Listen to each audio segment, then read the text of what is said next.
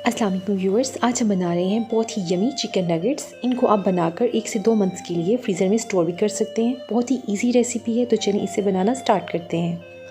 यहाँ पर हमने लिए हैं 2 ब्रेड स्लाइसेस और इनके कॉर्नर्स को हमने काट लेना है।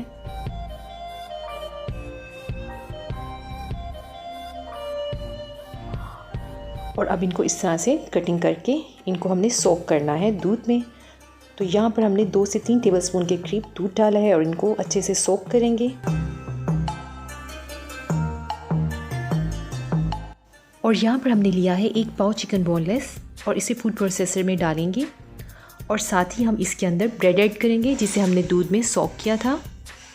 और हाफ़ टी स्पून लहसुन पाउडर, हाफ़ टी स्पून अदरक पाउडर, अगर पाउडर नहीं है तो आप पेस्ट भी डाल सकते हैं। 1 टेबलस्पून सोया सॉस ऐड करेंगे और half teaspoon white pepper और half teaspoon paprika powder add करेंगे और हाफ़ टी स्पून नमक ऐड करेंगे और इसको ग्राइंड करेंगे। तो चलिए ये मिक्सचर हमारा अच्छे से ग्राइंड हो गया है। ये देखें, इसका इस तरह से बारीक सा पेस्ट बन गया है। और अब हम इसे इस तरह से निकालेंगे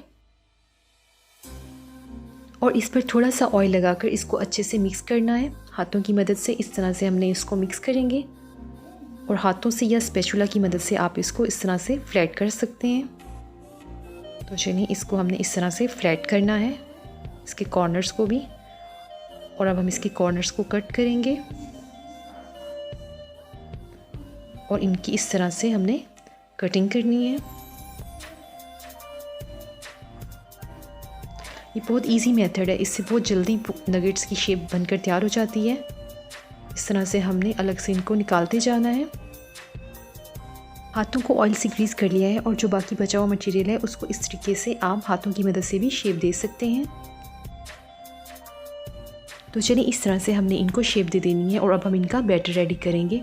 तो यहाँ पर मैंने लिया है 2 टेबलस्पून मैदा और 1 चुटकी नमक ऐड करेंगे और 1 चुटकी वाइट पेपर ऐड करेंगे और तकरीबन 2 से 3 टेबलस्पून के करीब हम दूध ऐड करेंगे और साथ इसमें अंडा डालकर इसको अच्छे से मिक्स करेंगे। तो चलिए एक बैटर रेडी है और साथ ही हम लिए हैं ब्रेड क्रम्स और अब हमने नगेट्स की कोटिंग करनी है। तो सबसे पहले इसको एक बैटर में डिप करेंगे और फिर इसके बाद हमने इसको ब्रेड क्रम्स में अच्छे से कोट करना है। इस तरीके से हमने इनकी कोटिंग करनी है और इनको कोट करने के बाद अलग से प्लेट में रखते जाएंगे और इसी तरीके से हमने बाकी सभी नगेट्स की कोटिंग करनी है।